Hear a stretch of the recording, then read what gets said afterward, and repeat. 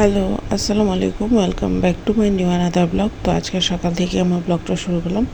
তো এই তো সকাল সকাল কিছু গাছ নিয়ে বসলাম। আমি সকালবেলা টিউশনিতে গিয়েছিলাম সেখান থেকে এই ফুল গাছগুলো নিয়ে এসেছিলাম। এগুলো হচ্ছে মেনলি হলুদ পর্তুলিকা ফুলের ডালগুলো। তো সেগুলো আমি এক আন্টির বাসা থেকে নিয়ে এসে আন্টি আমাকে অনেকগুলো দিয়েছিল। তো এখন আমি এগুলো ছোট ছোট করে কেটে তারপরে গাছগুলো লাগাবো। তো এদিকে আমার আরেকটি স্টুডেন্ট চলে আসছে, তার সাথে রাইসও এই স্টুডেন্টের সাথে পড়াটা কমপ্লিট করে ফেলে। ওরা আসে 11:30টার দিকে স্কুল ছুটির পর। তো ওদেরকে পড়ানোর পর দেন আমার কাছ থেকে যে ফ্রেশ হয়ে গোসল করে খাওয়া দাওয়া করে দেন আবার টিউশনিতে বের হওয়া। তো এই হচ্ছে আমার প্রতিদিনের লাইফ। তো এখন আমি এই গাছগুলোকে একটু ছোট ছোট পিস করে নেব, যাতে আমার গাছগুলো একটা ডাল থেকে আমি কয়েকটা চারা পেতে পারি। তো সেই জন্য আমি এগুলোকে একটু পিস পিস করে নিচ্ছি। আর যেগুলো একদম কলিসহ চারা, সেগুলোকে আমি একটু আলাদা করে রেখেছি, ওগুলো আলাদা লাগানোর জন্য। তো এইদিকে আমি দুপুরবেলা, যেহেতু আমার আজকে কোনো টিউশন নেই, তো দুপুরবেলা ভাই আসে, ও বিকালে নাস্তার জন্য প্রায় সময় অনেক বেশি বায়না করে। তো তার জন্য আসলে আজকে ওর জন্য সিঙ্গারা রেডি করব। তো সিঙ্গারা আমরা সবসময় বানিয়ে ফ্রোজেন করে রাখি। তো ভেবেছিলাম ও আসার আগেই হয়তো ফ্রোজেন করে রাখতে পারবো, কিন্তু আসলে সেটা হয়নি, সময় সুযোগ করতে পাইনি। তো সেই জন্য এখন দুপুরবেলায় সিঙ্গাটা রেডি করে নিচ্ছি। তো এদিকে আজকে আলুগুলোকে একটু কুচি কুচি করে নেওয়া হয়েছে, কেননা যাতে খুব সহজে সিদ্ধ হয়ে যায়। আর এই আলুগুলোর মধ্যে একটু সমস্যা হচ্ছে, কিছু আলু সহজে সিদ্ধ হতে চায় না, আর কিছুটা খুব সহজেই সিদ্ধ হয়ে যায়। তো যাই হোক, আমি এখানে আলুর মধ্যে দিয়ে দিলাম, সাথে দিচ্ছিল পেঁয়াজ কুচি। আর এখন আমি দিচ্ছি সামান্য একটু আদা বাটা, তার সাথে ছিল হলুদ আর মরিচের গুঁড়া। আর যে পাঁচফোড়ন, সেটা আমি ওঠানোর আগে দেব, কারণ আমাদের বাসায় পাঁচফোড়নটা হচ্ছে গুঁড়া করা। তো সেই জন্য আমি ওইটা ওঠানোর আগে দেবো, যাতে স্মেলটা খুব সুন্দর আসে। তো আমি এখন একটু নেড়ে নিচ্ছি। আর আমার কড়াইটা একটু ছোট হয়ে গেছে, তো আমি একটু মিশানো ট্রাই করতেছিলাম, কিন্তু আমি পরবর্তীতে এই কড়াইটা আমি চেঞ্জ করে নেবো, কারণ আমার এটাতে মিক্সড করতে অনেক বেশি ঝামেলা হচ্ছিল।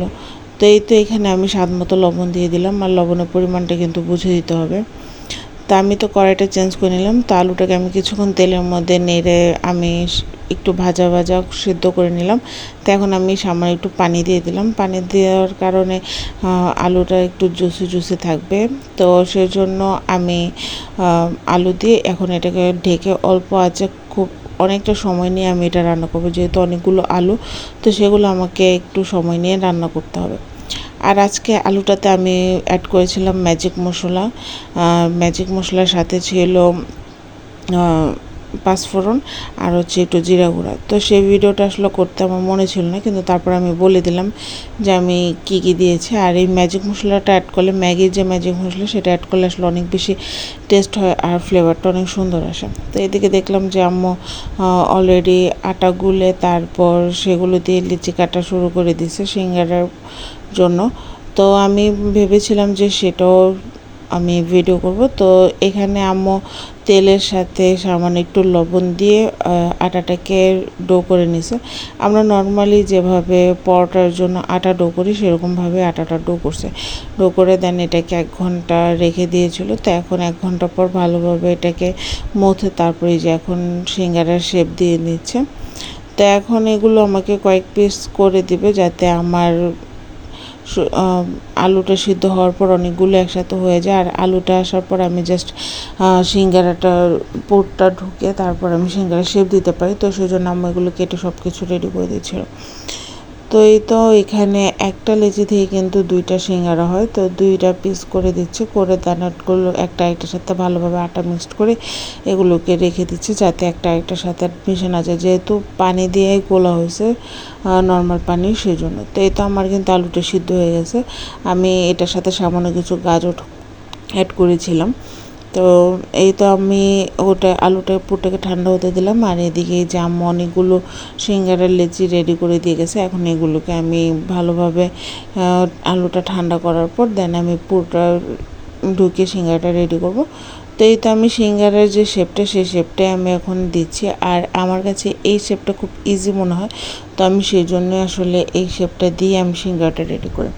তো এখন অনেকে হয়তো বলতে পারেন যে আসলে সিঙ্গারার পুর এভাবে রেডি করে না, এটা হচ্ছে যার যার চয়েস। আমি এভাবেই রেডি করি, আর আমি কোনো রেসিপি করছি না যে সব কিছু আমি পারফেক্টলি আমি দেখাতে পারবো বা করতে পারবো। তো আমি যেভাবে করি আপনারাও সেভাবে ট্রাই করে দেখতে পারেন, কিন্তু আমারটা জাস্ট হচ্ছে আমি কিভাবে কি করি সেগুলি আপনাদের সাথে শেয়ার করা।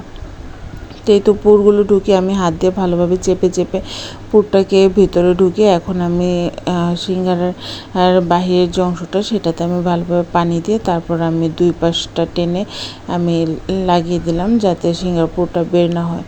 তো এই যে আমার সিঙ্গারাটা রেডি হয়ে গেছে, আর এই সিঙ্গারাটা দেখলে আমার ইন্ডিয়ান যে সিঙ্গারার শেপ সেই শেপটার মতোই লাগে, আর সেই শেপটাই আসলে আমি করি, কারণ আমাদের বাংলাদেশে যে শেপটা করা হয় আসলে আমি ওই শেপটা পাই না, আর ওই শেপটা আমার কাছে ভালোও লাগে না। তো এইভাবে আমি কয়েকটা রেডি করে নেব সিঙ্গারা, তারপর আমি ভেজে নেব, আর সবাই মিলে সেটা সন্ধ্যায় খাবো। আর কয়েকটা আমরা ফ্রোজেন করে রেখে দেবো যাতে পরবর্তীতে আমরা সন্ধ্যার জন্য রেডি করতে পারি।